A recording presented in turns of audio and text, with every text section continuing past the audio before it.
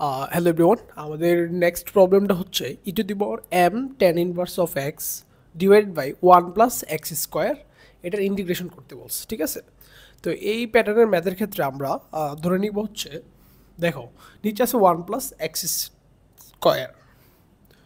তুমি একটা জিনিস চিন্তা করতো, আমরা টেন ইনভার্স অফ এক্সকে ডিফারেন্সিয়েশন করলে কি পাই? One by one plus X square পাই। তাহলে আমরা D tan inverse of X লিখতে পারি, এটা সমান এটা ডিএক্স লিখতে পারি না? আচ্ছা, তো এখন দেখো এই যে পোর্শনটা এখান থেকে যদি আমি E to the power M tan inverse of X এটাকে আলাদা করি, তাহলে থাকতেছে কত? One by one plus X square DX. আর এই পুরাটা পোর্শনকে আমি কি লিখতে পারি? D tan inverse of X লিখতে পারি না?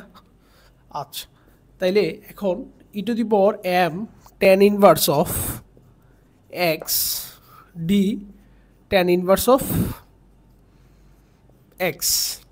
এখন এখানে চলক কোনটা বলো তো? চলক হচ্ছে ট্যান ইনভার্স অফ এক্স পুরাটা। ঠিক আছে, তাহলে ট্যান ইনভার্স অফ এক্স পুরাটাকে তুমি অন্য কোনো একটা চলক জেড ধরে নিতে পারো না?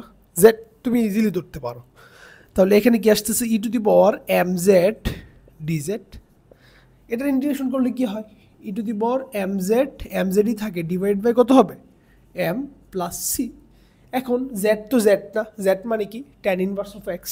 সো আলটিমেটলি আনসার হচ্ছে E to the power tan inverse of X divide by কত? এটা এম গুণ থাকবে, divide by M plus C. এ হচ্ছে আমাদের আনসার। ঠিক আছে, এটা অনেক সিম্পল ছিল। এটা করাইছি কারণ হচ্ছে আমাদের পরের যে ম্যাথটা আছে ওইটা করতে এটার কাজে লাগতে পারে। ঠিক আছে।